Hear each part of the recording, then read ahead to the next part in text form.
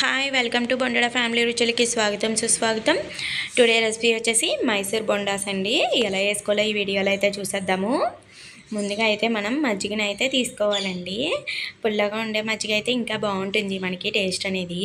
అందులోకి అయితే కొద్దిగా 1 టేబుల్ స్పూన్ ఆయిల్ అయితే వేసుకోవాలి. అందులోకి సాల్ట్ అయితే వేసుకోవాలి. అందులోకి కొద్దిగా చిటికెడంతా వంట సోడాని అయితే వేసుకోవాలి. వంట సోడా వేయడం వల్ల బాగా పొంగుతుందండి. అలాగే ముందుగా జల్లించుకొని పెట్టుకున్న మైదా పిండిని అయితే వేసుకోవాలి. ఇలా చూసుకొని మజ్జిగకి ఎంత పిండి అయితే సరిపోతుందో అంత పిండిని అయితే వేసుకుని బాగా కలపండి. ఈ మజ్జిగలో వేసిన తర్వాత బాగా కలిపేసిన తర్వాత ఇది ఓవర్ నైట్ అనేది ఉంచేయాలండి. పగలు వేసుకోవాలి. ఎందుకంటే మనకి పిండి పులిసి బాగుంటుందండి. బజ్జీ కూడా చక్కగా పొంగుద్దండి. బజ్జీ కూడా చాలా బాగుంటుంది. పిండి అయితే ఈ విధంగా కలుపుకోవాలండి. గట్టిగాను మరి అంత గట్టిగా కాదు, వీడియోలో చూపిస్తున్నంత విధంగా కలుపుకోవాలండి. చూసారా, ఇలా కలిపేసుకుని ఓవర్ నైట్ దీనికి రెస్ట్ ఇచ్చేయాలి. పొద్దున్నే ఎర్లీ మార్నింగ్ చూశానండి.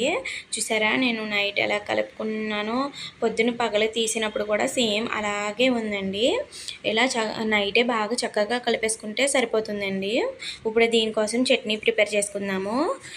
పప్పు తీసుకొని తర్వాత అందులోకి కొద్దిగా పచ్చిమిర్చిని అయితే వేసుకోవాలి. అలాగే రుచికి సరిపడినంత ఉప్పునైతే వేసుకోవాలండి. ఇప్పుడైతే దీన్ని చట్నీ చేసేసుకుందాము. చట్నీ అయితే చేసుకున్నాం కదండి బజ్జీకి. ఇప్పుడైతే స్టవ్ మీద అయితే నూనె పెట్టుకుని నూనె కాగిన తర్వాత అయితే మనమైతే మైసూర్ బజ్జీలు అనేది వేసేసుకుందాము. చూసారా చక్కగా పొంగాయి. చూసారా ఈ విధంగా అయితే చక్కగా వేసేసుకోవాలి. అది కొద్దిగా గోల్డెన్ కలర్ వచ్చిన తర్వాత తీసేసుకోవడమేనండి. అంతేనండి, ఎంతో టేస్టీకరమైన మైసూర్ బొండాస్ అనేది రెడీ అయిపోయాయి. ఇది ఈవినింగ్ స్నాక్స్కైనా తీసుకోవచ్చు, ఎర్లీ మార్నింగ్ బ్రేక్ఫాస్ట్కైనా తీసుకోవచ్చండి. చాలా బాగుంటుంది. ఈ రెసిపీ మీకు నచ్చినట్లయితే ఒక లైక్ చేసి షేర్ చేసి నా ఛానల్ అయితే సబ్స్క్రైబ్ చేయండి ఫ్రెండ్స్.